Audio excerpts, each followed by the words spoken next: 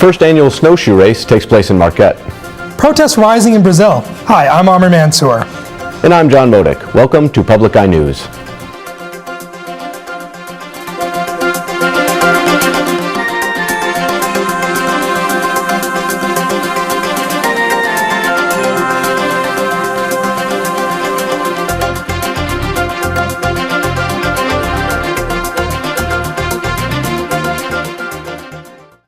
The new Valmetti Peters Preserve in Marquette was home to the first annual Over the River and Through the Woods 5K snowshoe race and trek on Sunday. The 3-mile trip hosted by the UP Land Conservancy had 90 snowshoers. The Conservancy wanted to let people move at their own pace through the race in an attempt to let racers enjoy the preserve. The race was succeeded with an award ceremony and an after-party at the Ordock. Residents on Sugar Island may be without ferry operations due to the ice breaking in and around the St. Mary's River near Sault Ste. Marie. Minor delays could last all week long starting today, according to U.S. Coast Guard Captain Steve Sendorf.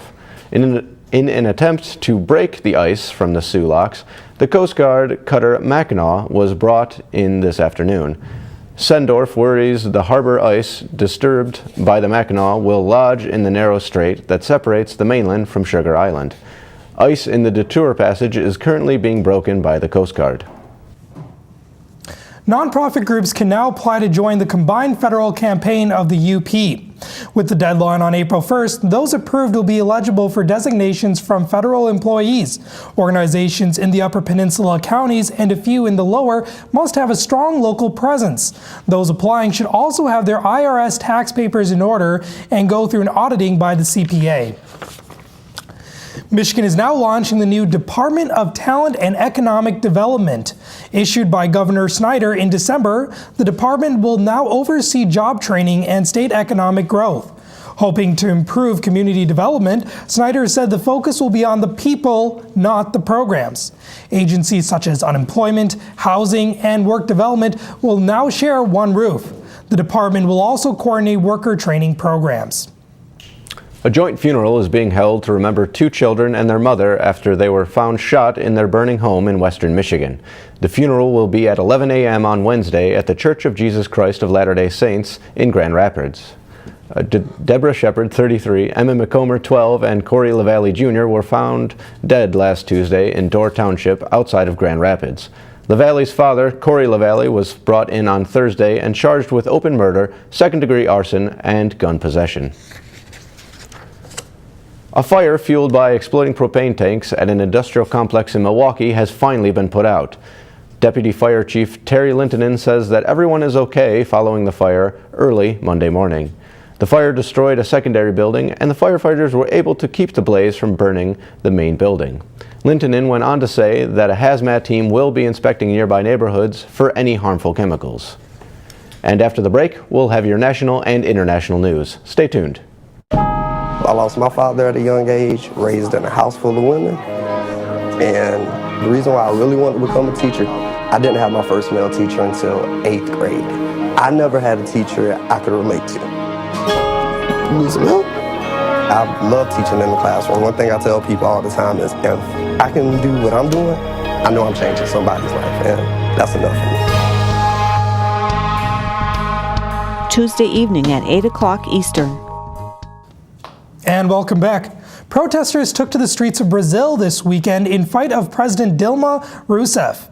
Brazil headed into another recession, currently faces a weak economy and a corruption scandal with the country's state-run oil company. Demonstrators now march on the beaches of Rio and the government headquarters of Brasilia, demanding the impeachment of their president. Wearing the nation's colors and waving Brazilian flags, the protesters are now chanting, "Out Dilma." A British jihadi named Abu Abdullah Brittani has announced his plans to blow up the Big Ben. After Twitter attempted to ban his account, the extremist posted the Islamic State's plans to destroy world landmarks. Brittani's threats come after an ISIS spokesman urged for the destruction of the Eiffel Tower and the White House. Hacker groups such as Anonymous and Global Vigilance are attempting to put an end to the online recruitment campaign of ISIS. With threats growing, terrorists are now promising to turn the Buckingham Palace into a mosque. With Israel's elections to be held tomorrow, Prime Minister Netanyahu will be seeking re-election. Today, the embattled Prime Minister announced that if elected, no Palestinian state would be established. Netanyahu said withdrawing from occupied territories would leave the land to be taken over by Islamic extremists. And this is exactly what happened to the Gaza Strip in 2005, when Hamas's militant group took over following Israel's departure. With Israel's elections tomorrow, polls show Netanyahu trailing ahead of other candidates, giving him a vote of confidence. Forecasters in the Cincinnati area are warning about potential flooding from the Ohio River. After heavy rainfall, the river reached its highest level in 2 decades. The National Weather Service reported the river was at 57 feet Monday morning, just 7 feet below the 1997 level that caused severe flooding. Forecasters say the river will be above the 52-foot flood stage until late Thursday. As of now, Cincinnati officials say that at least 5 homes have been flooded. Jurors in the Boston Marathon bombing trial were shown the boat in which the defendant was captured. Dzhokhar Sarnayev, the man being accused, watched as each juror examined the bullet-ridden vessel. A note was found in the boat, written in pencil by Sarnayev, denouncing the U.S. government for its military involvement in the Middle East. 3 people were killed and at least 260 were injured in the 2013 marathon bombing. Closing arguments in an Atlanta cheating chess trial began last Monday. A dozen former Atlanta public school educators were accused of participating in a test cheating conspiracy that drew nationwide attention. Testimony concluded last month, and closing arguments will likely last several days. The educators said they faced pressure from supervisors to inflate student scores. Beverly Hall, the former superintendent and one of the accused supervisors, was reportedly too sick to testify. Hall died 2 weeks ago from complications of breast cancer. The Texas ice cream maker Bluebell has recalled its ice cream after 3 consumers died. 5 of the hospitalized Kansas consumers appeared to have a foodborne illness known as listeriosis. The FDA notes that listeriosis infection comes from a bacteria, which was found in a variety of samples from the company's ice cream. A spokesman from the Kansas Department of Health said the illness was only a contributing factor to the victims' deaths. The CDC says all 5 of the infected patients were already being treated for unrelated health problems. And keeping with the sugary ice cream theme, after 75 years, Dairy Queen is celebrating its birthday with free ice cream cones today. Those who enjoy a little chocolate in their life may be disappointed, however, as Free Cone Day offers customers 1 free vanilla cone only. Following the trend, Rita's Italian Ice will be giving free Italian Ice on Friday. Customers can choose from flavors like mango, cherry, cotton candy, lemon, and of course, Swedish fish. After this week, ice cream lovers can still look forward to April 14th for Ben & Jerry's Free Cone Day.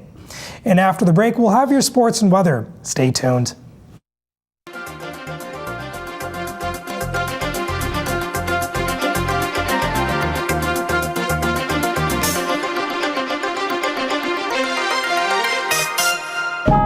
I lost my father at a young age, raised in a house full of women. And the reason why I really wanted to become a teacher, I didn't have my first male teacher until 8th grade. I never had a teacher I could relate to. You need some help? I love teaching in the classroom. One thing I tell people all the time is if I can do what I'm doing, I know I'm changing somebody's life, and that's enough for me. Tuesday evening at 8 o'clock Eastern. Welcome back to Public Eye News. I am John Krieger, and I'm here to report on your weather. Our current conditions: it is raining with a temperature of 41 degrees with winds blowing northwest at 8 miles per hour, and the barometric pressure at 29.83 inches and falling. Tomorrow we will have a temperature of 27, or tonight, I apologize, we will have a low of 27 with cloudy skies and the winds blowing north-northwest at 15 miles per hour. Tomorrow we will have partly cloudy skies, a high of 33 degrees, and winds blowing at the northwest at 19 miles per hour. Let's take a look around the UP. In Sault Ste. Marie, we have partly cloudy skies and a temperature of 47. In Manistique, we have rain and 49 degrees. In Escanaba, it is raining with 49 degrees. In Menominee, it is cloudy with a temperature of 52. In Iron Mountain, it is raining with a temperature of 50 degrees. Way over here in Ironwood, we have a temperature of 42 degrees and it is raining. And way up in Houghton, it's 38 degrees and raining. And way back here in Marquette, it is 41 degrees and raining. Let's look at the week ahead. On Wednesday, we will have a high of 40 degrees and a low of 27 with sunny skies. On Thursday, we will have a high of 46, a low of 32, and partly cloudy skies. And on Friday, we have a high of 41, a low of 21 with partly cloudy skies. So, Will, the sun's been a little absent lately in the weather. I heard there's going to be a big absence at the NFL draft. It appears that way, Jameis Winston. Jameis Winston isn't planning on attending the 2015 NFL Draft, but would rather spend the day with his family and friends in Alabama. While not attending is his plan right now, it's not definite, along with his projection to be the #1 overall draft pick by the Tampa Bay Buccaneers. The last time the #1 overall pick did not attend the NFL Draft was Ohio State defensive tackle Dan Wilkinson in 1994 when the Cincinnati Bengals drafted him. The draft is scheduled to take place from April 30th to May 2nd in Chicago. Adidas announced their decision to not extend its official apparel deal with the NBA. Adidas has been under a lot of pressure because their business has been falling behind while their competitors are thriving. Under Armour passed Adidas in 2014 in sales for shoe and apparel businesses, making Adidas third in the United States. When Adidas acquired Reebok in its 10-year deal with the NBA, they extended the deal by 11 years. When Adidas got into the NBA business, they tried pushing sleeve jerseys. While company officials stand firm in saying the jerseys were a success, many fans disagree. Former University of Miami pitching coach Lazaro Collazo has pled guilty to charges regarding the baseball steroid scandal with the Biogenesis of America. Collazo pled guilty on Monday to 2 testosterone possession charges, being charged $2,000 and 2 years probation. More serious charges against Collazo were dropped as prosecutors agreed with his attorney to seek probation rather than prison time. After this trial, Yuri Sukar, a cousin of Alex Rodriguez, is the only person left who still awaits trial regarding the scandal. Major League Baseball Commissioner Rob Manfred reported that Pete Rose has formally requested his lifetime ban be lifted and that he will consider. Manfred said, quote, "I want to hear what Pete has to say, and I'll make a decision once I've done that," end quote. Rose has played from 1963 to 1986 and holds the record for all-time hits at 4,256. 3 years after his retirement, he was banned for life from accusations that he gambled on games he both played and managed for the Cincinnati Reds. If Rose's ban is lifted, he could very well be headed to the Hall of Fame with his credentials. So I hear that there's this guy taking a daily household chore and started a business with it? Yeah, he definitely did in North Dakota. Stephen Smith of North Dakota has taken one of America's least favorite chores and turned into a smelly profit. Smith has started an enterprise called Doo-Doo Dudes, an operation that cleans up dog litter. The Bismarck man says he doesn't mind doing the dirty deed, citing growing up on a farm and ranch his whole life. Smith says a majority of the profits help fund a pet pantry called Addie Eats. Addie Eats was an organization started by his wife to help feed animals across the state. And parents who are in desperate need of carpooling for their kids can look no further. Uber is here. Many parents have taken to the car-sharing service called Uber to get their teenagers a ride to after-school activities. Parents who are resorting to Uber find it safer than letting their 14-year-old daughter ride in a cab. However, Uber policy clearly states that people using the service cannot be underage. An Uber spokesman said the company has no word comment on its teenage activity. So guys, how do you feel about that? Letting your kids ride in an Uber car? I don't think I would do it. I don't feel safe about that. I don't think I'd do it either. I don't know. Well, it looks like that's all the time we have for it. Thanks for tuning into Public Eye News. We'll see you tomorrow.